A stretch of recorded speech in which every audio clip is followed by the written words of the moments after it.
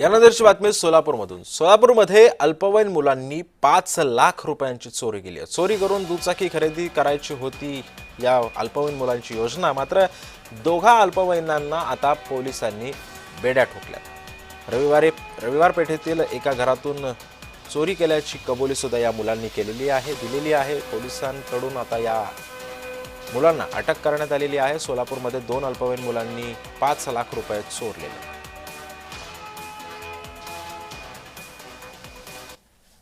ही जे एक 16 वर्षाचा आहे आणि एक 13 वर्षाचा आहे, ही मुलं मोटरसायकल खरेदी करण्यासाठी फिरत आहेत।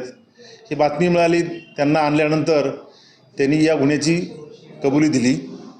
त्यामध्ये त्यांच्याकडून तपासामध्ये त्यांनी चोरी केलेली रक्कम म्हणजे 5 लाखापैकी 4,10,000 रुपयाची रक्कम त्यांच्याकडून हस्तगत करण्यात आलेली आहे। ही फिर्यादीच्या मुलाच्या ओळखीचेच मुलं आहेत। ही त्यांनी ते खेळताना मिळालेल्या संधीचा फायदा घेऊन अशा प्रकारची चोरी केलेली आहे।